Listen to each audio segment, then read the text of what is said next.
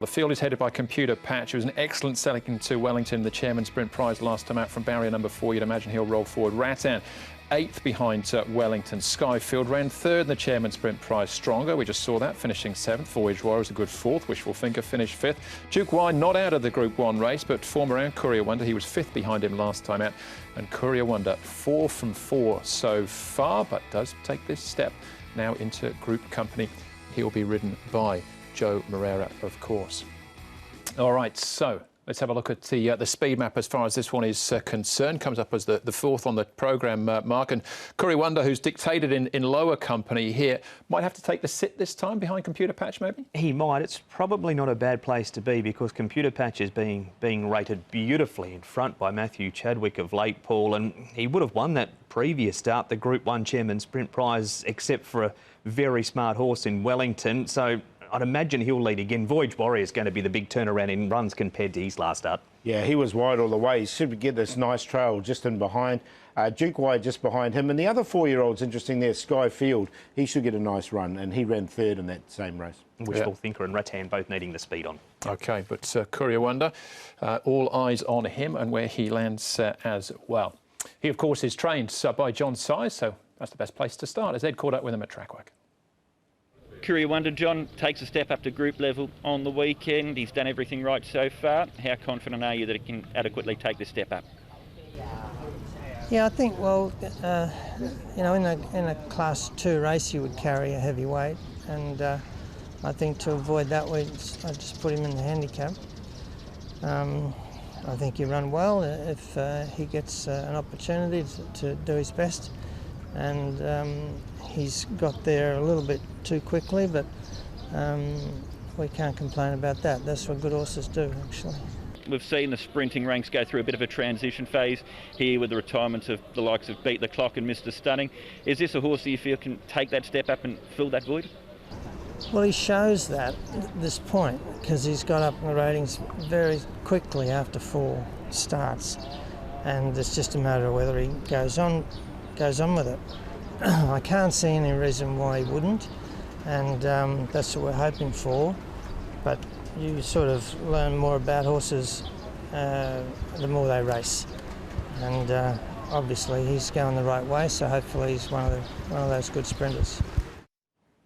He certainly looks like it at the moment, doesn't it? Interesting comments there from John as to why he's chosen this race, as opposed to sticking to the class handicap racing mark. But here he is in action. Duke Y, I need to take note of him as well, but he's just been just about perfect so far, hasn't he, in his 4 starts? He has, and they've both been back to the trials as well, this pair, and he won that trial. Courier Wonder, Duke Y ran 3rd in it, but he's shown versatility as well, Paul, up on the speed. He's sat handy, he's sat in behind horses, and with no weight on his back, he'll turn for home. Lucky Patches in this race, highly proactive leads for home. He could not have been any more impressive than what he has been across his 4 starts today. Yeah, exactly. And he's gone up, what, 48 rating points over those 4 starts, but he has deserved that. He just does everything right, and he just looks like a really nice horse, a really exciting horse coming in the future.